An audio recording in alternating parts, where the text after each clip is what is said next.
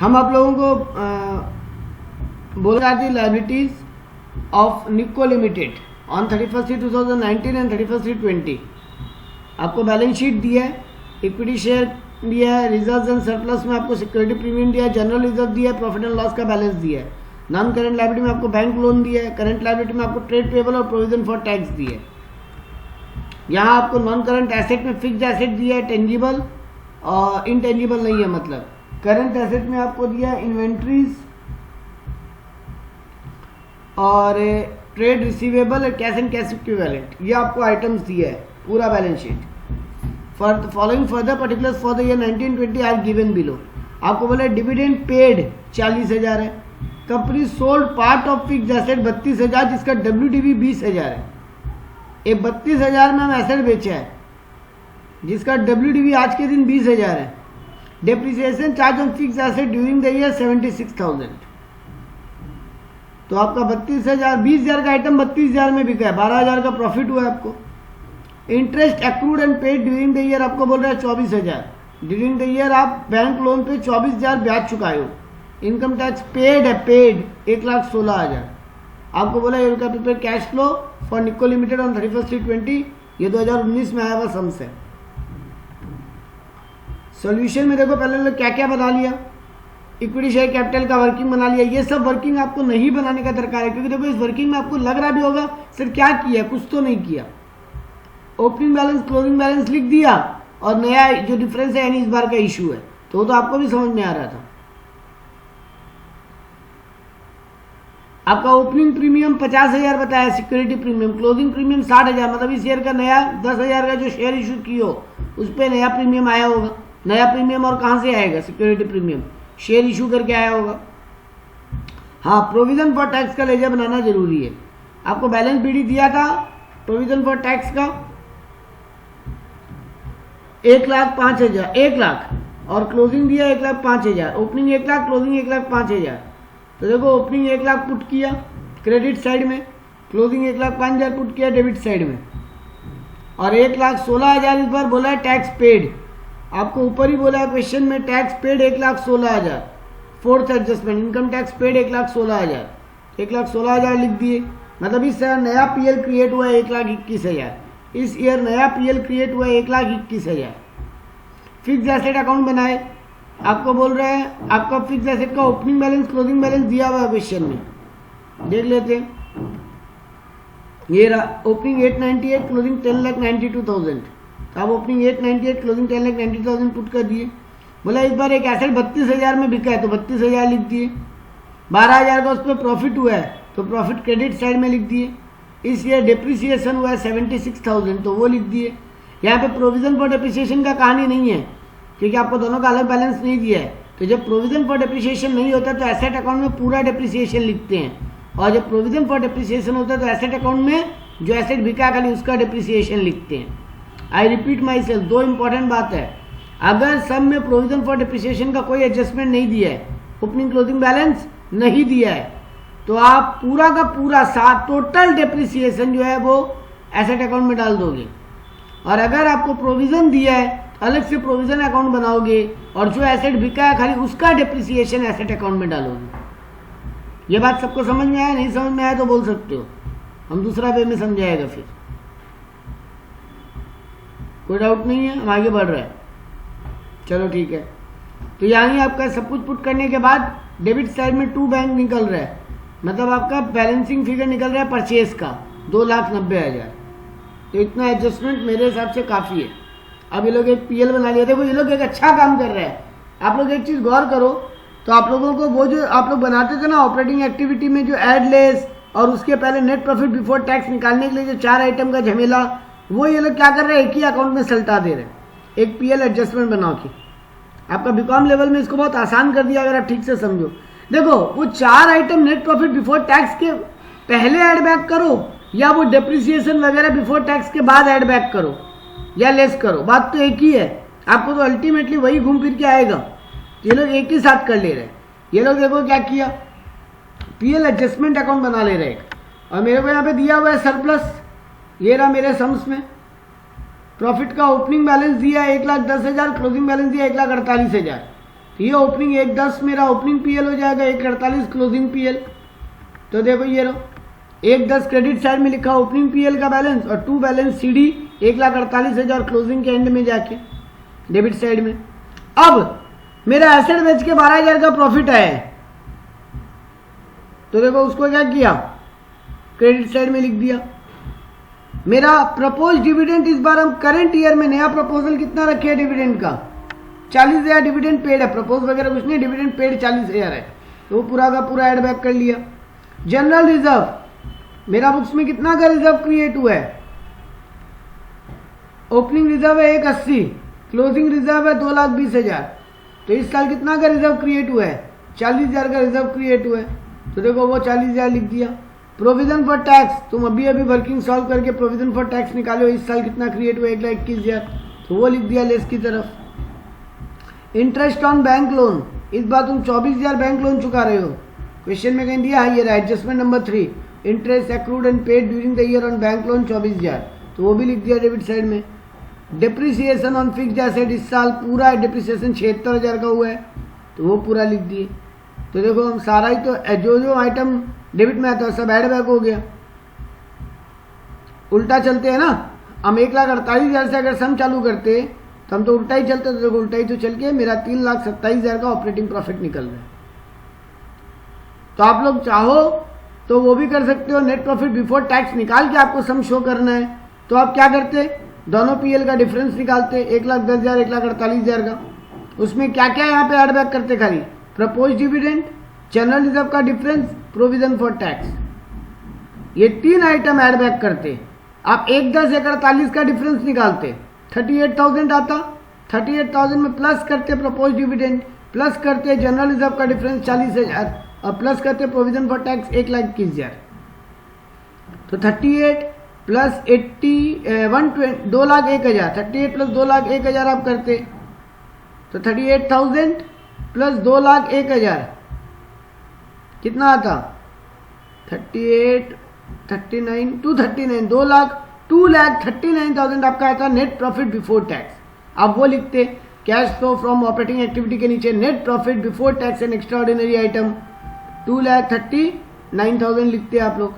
अब उसके बाद करते add back depreciation, add back करते इंटरेस्ट ऑन बैंक लोन, ये दोनों चीज ऐड बैक करते और माइनस करते profit on sale of fix asset, तो आपका घूम फिर के 3,27,000 का फिगर आता।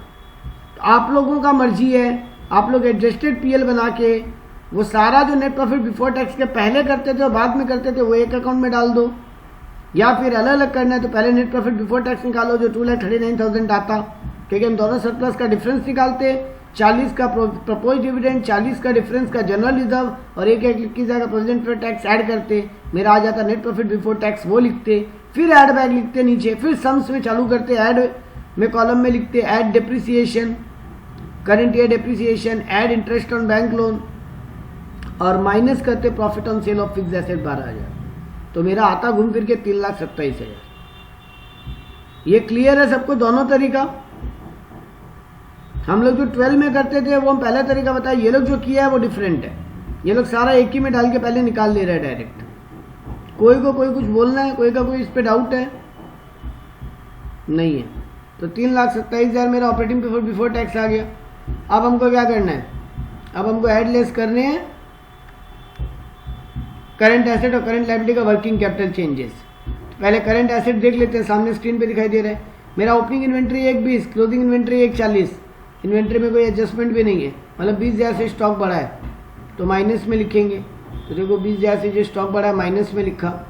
वैसे ही मेरा डेटर 80 से 95 हो गया तो 15,000 माइनस में लिखेंगे, तो देखो यहाँ पर भी 15,000 माइनस में लिखा है। Inventories 1,40 minus 1,20 20,000, trade payable 95 minus 80 15,000। अब आ जाते इसमें और कुछ आइटम है नहीं, कैश एंड कैश इक्विवेलेंट है तो लास्ट में काम आएगा। करंट लायबिलिटी में आ जाओ, अगर सब में करंट लायबिलिटी में एक ही आइटम काम आएगा, प्रोविजन फॉर टैक्स का काम ऑलरेडी कर चुके हो, एक ही आइटम काम आएगा ट्रेड पेबल। 83,000 था ओपनिंग लायबिलिटी, अब 1,08,000 है तो इसको प्लस में लिखेंगे, कितना 17,000 और 8,000 18 19 25,000, 25,000 से ट्रेड पेबल बढ़ रहा है तो हम उसको ऐड में लिखेंगे, तो देखो ये लोग ऐड में लिखा 25,000 trade payable increase in current liability. मेरा, और लेस इनकम टैक्स पेड 1,16,000 जो क्वेश्चन में दिया हुआ है, तो net cash flow from operating activity मेरा 2,01,000 आ गया। ऑपरेटिंग एक्टिविटी का झमेला खत्म। क्लोजिंग में क्या, इन्वेस्टिंग में क्या क्या आएगा, तो एक तो एसेट खरीदे, एक एसेट बेचे। 2,90,000 का एसेट खरीदे हो और 32,000 का एसेट बिका, एक तो ये आइटम आएगा। तो देखो ये लोग क्या किए, ये देखो 32,000 sale on fix asset less purchase on fix asset 290। अब बैलेंस शीट चेक कर लो, और कोई आइटम है क्या आपका? नहीं, फिक्स एसेट ही एकमात्र नॉन करेंट एसेट दिया था, उसका हम लोग काम कर चुके, हो गया झमेला खत्म।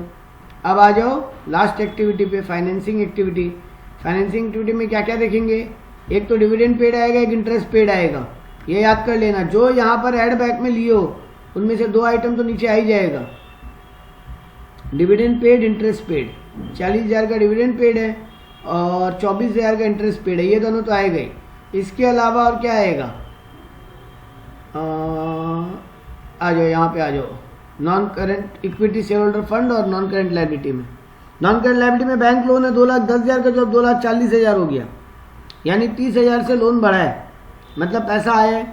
शेयर कैपिटल ओपनिंग 4 लाख था, क्लोजिंग 5 लाख हो गया, मतलब 1 लाख कैपिटल आया है। और 1 लाख खाली कैपिटल नहीं आया, 1,10,000 आया है, क्योंकि 1 लाख कैपिटल आया, 10,000 का प्रीमियम आया उस पर, तो 1,10,000 आया है मेरे पास। तो 1,10,000 मेरे पास शेयर से आए और बैंक लोन से मेरे पास 30,000 आए। इसके अलावा मेरा और कोई आइटम नहीं है यहाँ पे फाइनेंसिंग एक्टिविटी में भी। तो ये देखो फाइनेंसिंग एक्टिविटी में क्या किया, 1,10,000 लिखा शेयर से at a premium, bank loan लिखा 30,000, payment of dividend 40,000, payment of interest bank loan 24,000, तो 76,000 cash flow from financing activity है। तो 2,01,000 मेरा ऑपरेटिंग एक्टिविटी का आंसर है, 2,58,000 मेरा फाइनेंसिंग एक्टिविटी का, इन्वेस्टिंग एक्टिविटी का आंसर है नेगेटिव, और 76,000 पॉजिटिव है फाइनेंसिंग एक्टिविटी से। अल्टीमेटली 19,000 का मेरा कैश एंड कैश इक्विवेलेंट है फ्रॉम ऑल द 3 एक्टिविटीज। इसमें ऐड बैक करेंगे ओपनिंग कैश दिया 35, क्लोजिंग कैश 54, तो 19,000 में जब 35,000 ऐड करेंगे मेरा 54,000 क्लोजिंग कैश मैच कर गया। ये आपका अप्रोच होना चाहिए सम्स को सॉल्व करने का।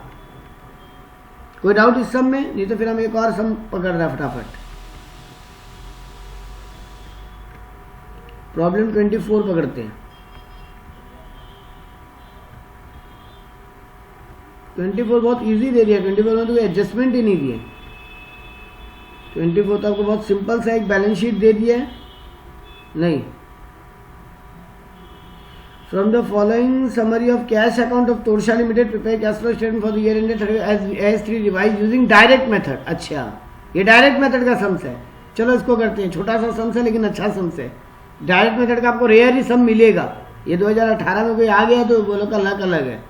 तो एक आपको ओपनिंग कैश बैलेंस दिया है, कैश अकाउंट दिया आपको, ओपनिंग कैश बैलेंस दिया है 50,000, इक्विटी शेयर इशू करके आपका 2 लाख रुपया आया है। क्या ये आपका डे टू डे ऑपरेटिंग का पार्ट है, ये रुपया आना?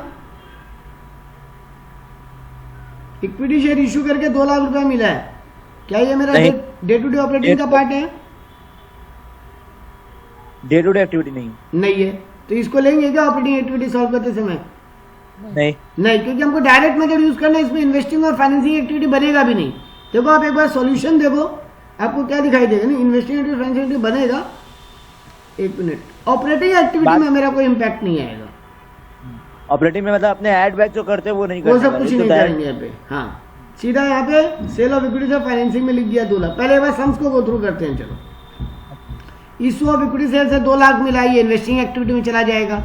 इशू ऑफ प्रेफरेंस शेयर से 1 लाख मिला, ये इन्वेस्टिंग एक्टिविटी में चला जाएगा। रिसीव फ्रॉम कस्टमर, ये ऑपरेटिंग एक्टिविटी में जाएगा। हाँ बिल्कुल जाएगा, वेरी गुड, क्योंकि कस्टमर का काम तो मेरा डे टू डे ऑपरेशन का पार्ट है। सेल ऑफ फर्नीचर कहाँ जाएगा?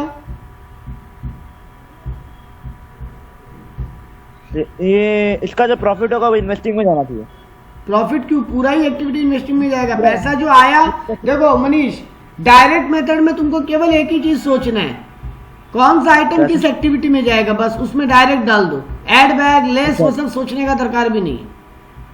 ठीक है सर। तो सेल ऑफ फर्नीचर से पैसा आया है, इन्वेस्टिंग एक्टिविटी में डाल दो।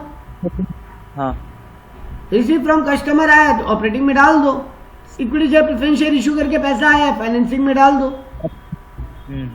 Payment to supplier day to day activity operating में जाएगा। Purchase of computer investing.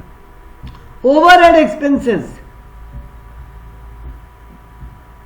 Overhead expenses operating. हाँ बिल्कुल, डे टू डे काम है। ओवरहेड मतलब हो गया अदर एक्सपेंसेस, अदर एक्सपेंसेस। और सम्स कुछ नहीं बोला, मतलब day to day other expenses का बात हो रहा है। Wages and salaries operating. हाँ। टैक्सेशन लेस होगा लास्ट में। हाँ। डिविडेंड, यहाँ पे ये कैश बुक दिया है ना, तो कैश बुक का क्रेडिट साइड है, मतलब डिविडेंड पेड है ये। फाइनेंसिंग नहीं, ये डिविडेंड पेड है, फाइनेंसिंग ठीक बोले हो। हाँ। Receive repayment of bank loan, bank loan चुका रहे हो, फाइनेंसिंग। ठीक बात है। और क्लोजिंग बैलेंस ऑफ कैश दिया। तो अब देखो लो प्रेजेंटेशन कैसे किया। Collection from cash, collection from debtor दे दिया 28 lakh, less payment of purchase, less overhead, less wages and salaries. फिर आ गया cash flow from activity before tax, less payment of tax, तो आ गया cash flow from operating activity. ये मिला खत्म। और फाइनेंसिंग एक्टिविटी में क्या किया, सेल ऑफ फर्नीचर में ऐड किया, लेस परचेज ऑफ कंप्यूटर, तो नेगेटिव 1 लाख आ गया। इन्वेस्टिंग एक्टिविटी में हो गया खत्म। फाइनेंसिंग एक्टिविटी में क्या किया, इक्विटी शेयर से प्रेफरेंस शेयर से इशू करके पैसा आया, बैंक लोन रिपेमेंट किए, डिविडेंड चुकाए, नेगेटिव हुआ, अल्टीमेटली 50,000 नेगेटिव। तो 2.5 लाख मेरा ऑपरेटिंग एक्टिविटी से पॉजिटिव है, इन्वेस्टिंग एक्टिविटी से 1 लाख नेगेटिव है, फाइनेंसिंग एक्टिविटी से 50,000 नेगेटिव है। मतलब 1 लाख मेरा ओवरऑल सारे एक्टिविटी मिला के 1 लाख पॉजिटिव है। अब इसमें ऐड किया ओपनिंग कैश, तो देखो दिया हुआ कैश बुक दिया, मतलब ओपनिंग कैश दिया, ओपनिंग बैलेंस, क्लोजिंग बैलेंस भी दिया 1.5 लाख। तो देखो 1 लाख में 50,000 ऐड किए, मेरा 1.5 लाख आंसर आ गया। लोगों को लगता है कि डायरेक्ट मेथड बहुत डिफिकल्ट हो जाता है, डायरेक्ट मेथड हमको ज़्यादा सिंपल लगता है, क्योंकि डायरेक्ट मेथड में तुमको बस यही सोचना है ये कौन सा एक्टिविटी का है, गलती हो गया होगा उसको ठीक करने का सोचना ही नहीं है इसमें। हाँ सर। चलो एक और सम पकड़ते हैं फटाक से। प्रॉब्लम 23, ये आपका 2017 का पेपर होगा। हाँ बिल्कुल 2017 का पेपर का ये। देखो यहाँ पर भी आपको शेयर होल्डर्स फंड दिया, ओपनिंग क्लोजिंग कैपिटल दे दिया, आपको रिजर्व एंड सरप्लस में रिजर्व दे दिया और सरप्लस भी दे दिया। Very good. Long term borrowings में आपको बोला बस 8% डिवेंचर है। ट्रेड पेएबल में आपका क्रेडिटर और अदर करंट लायबिलिटी में आउटस्टैंडिंग एक्सपेंसेस है, यानी यहाँ पे प्रोविजन फॉर टैक्स नहीं है। करंट लायबिलिटी में 2 ही आइटम है, ट्रेड पेएबल अदर्स 2 ही आइटम है। नॉन करंट एसेट में टेंजिबल में दिया मशीनरी, एक्यूमुलेटेड डेप्रिसिएशन है, मतलब यहाँ प्रोविजन फॉर डेप्रिसिएशन वाला अकाउंट बनेगा वर्किंग के लिए।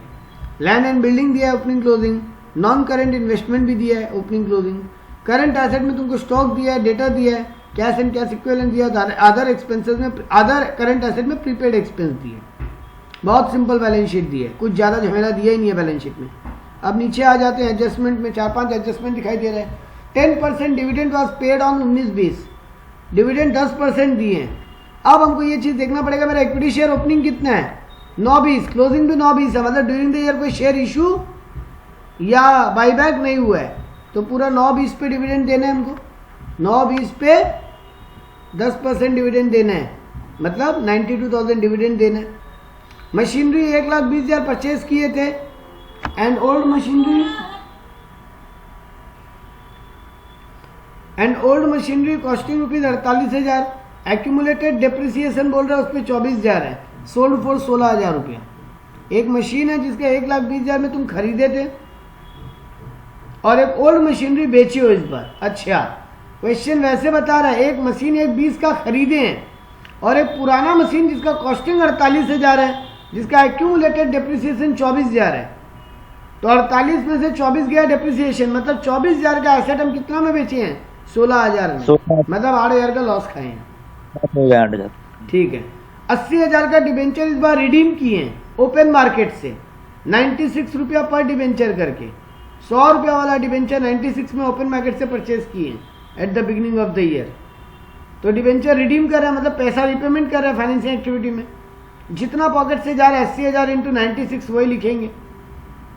इन्वेस्टमेंट हम 1,44,000 का sold at the book value, मतलब no profit no loss investment में। तुम देखो 440 का इन्वेस्टमेंट 296 का बन गया, मतलब एग्जैक्टली कितना से घटा इन्वेस्टमेंट, 1,44,000 से रिड्यूस हुआ है। देखो ये देखो तुम्हारा बैलेंस शीट जो दिखाई दे रहा है, नॉन करेंट इन्वेस्टमेंट में इन्वेस्टमेंट 440 का था, 296 का बन गया, मतलब 1,44,000 से इन्वेस्टमेंट घटा। तो यही तो यहाँ बोला भी है कि 1,44,000 इन्वेस्टमेंट का बेच दिए हैं। कितना में बेचे हैं? बुक वैल्यू पे, मतलब मेरे बैंक अकाउंट में 1,44 ही आया, ना प्रॉफिट ना लॉस। एक बेड डेट राइट ऑफ हुआ ड्यूरिंग द ईयर 20,000 का। अब आपको बोला prepare cash flow as per AS3। तो देखो पहले लोग डिवेंचर अकाउंट तो टाइम पास के लिए बनाया, 3,60,000 का ओपनिंग डिवेंचर था, क्लोजिंग 280 है। तो देखो 80 गए तो डिवेंचर बिका भी है, 80,000 का डिवेंचर कैंसिल हुआ है ना, कितना में कैंसिल हुआ वो अलग बात है, लेकिन 80,000 का डिवेंचर कैंसिल हुआ है। तो देखो यहाँ पे 80,000 का डिवेंचर तुमको नया ही, देखो यहाँ पे ओन डिवेंचर अकाउंट बना के दिखाया, तुमको बनाना नहीं था, तुम रफली भी सोच सकते थे। 80,000 का डिवेंचर कितना में रिडीम किए हो? 80,000 इंटू 96 डिवाइडेड बाई 100, मतलब 8,000 इंटू 96 डिवाइड बाई 100, 76,800 रुपये में। तो 3,200 रुपये का तुमको फायदा हो गया।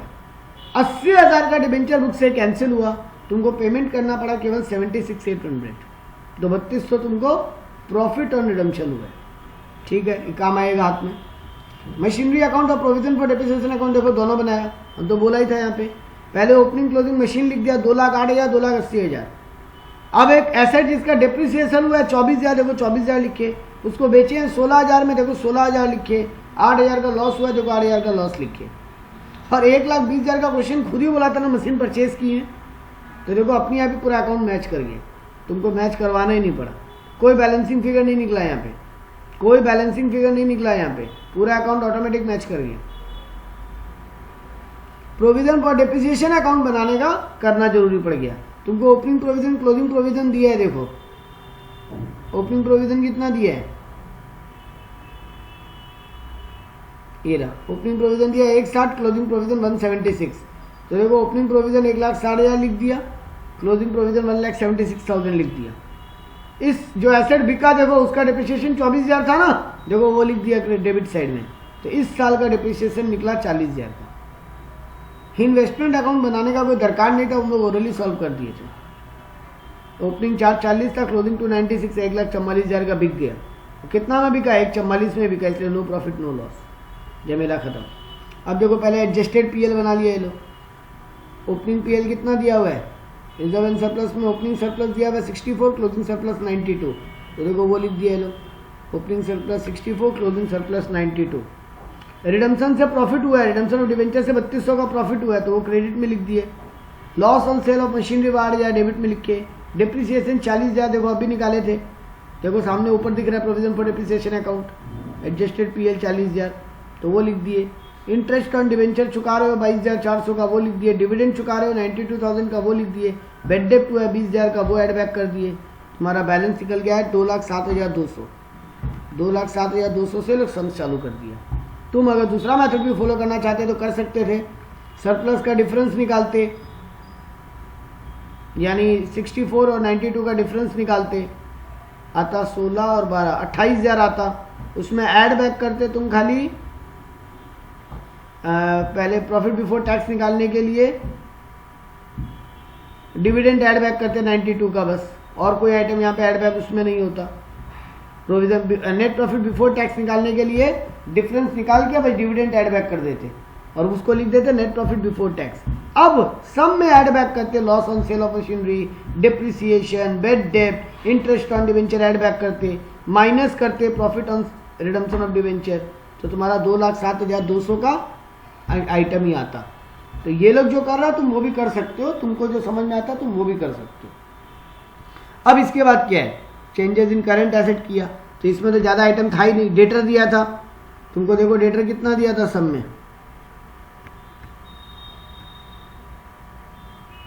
डेटा दिया है ओपनिंग 268, क्लोजिंग 172। स्टॉक दिया ओपनिंग 328, क्लोजिंग 424। देखो ये लोग कितना मस्त काम किया है।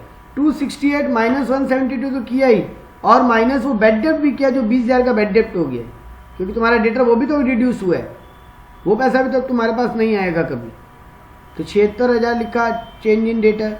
चेंज इन करंट लायबिलिटी में क्रेडिटर को डिफरेंस निकाल के लिख दिया, आउटस्टैंडिंग एक्सपेंस का डिफरेंस निकाल के रख दिया, इन्वेंट्री का डिफरेंस निकाल के रख दिया, प्रीपेड एक्सपेंस का डिफरेंस निकाल के रख दिया। इस तरीके से changes in operating net profit before tax निकालने sorry changes in working capital को कर दिया इफेक्ट। तो net cash flow from operating activity है 1,51,200। ऑपरेटिंग में इन्वेस्टिंग में ज़्यादा झमेला है नहीं, एक एसेट बिका तुम खुद ही निकाले तो 16,000 में बिका है, इन्वेस्टमेंट बेचे 1,44 में वो पैसा भी आया है, और एक मशीन खरीदे 1,20 का, वो भी क्वेश्चन बोला हुआ था तुमको। तो इसको इफेक्ट किया तो तुम्हारा आ गया इन्वेस्टिंग एक्टिविटी 40,000। फाइनेंसिंग एक्टिविटी में डिबेंचर का पैसा गया 76,800, डिविडेंड का पेमेंट हुआ 92,000 और इंटरेस्ट ऑन डिबेंचर चुकाए 22,400। तो अल्टीमेटली मजेदार खेल देखो, तुम्हारा तीनों एक्टिविटी का आंसर नील आ रहा है, क्योंकि ऑपरेटिंग एक्टिविटी से 151,200 पॉजिटिव, क्या इन्वेस्टिंग एक्टिविटी से 40,000 पॉजिटिव और फाइनेंसिंग एक्टिविटी से 191,200 नेगेटिव। तो अल्टीमेटली नील हो गया तुम्हारा तीनों एक्टिविटी से आंसर। इसमें ऐड करोगे opening cash in cash equivalent 360 जो क्वेश्चन में दिया हुआ है, 360 opening cash in cash, closing भी देखो 360 ही है, तो वो तुम्हारा मैच कर जाएगा। क्लोजिंग भी 360 है, वो तुम्हारा मैच कर जाएगा। I hope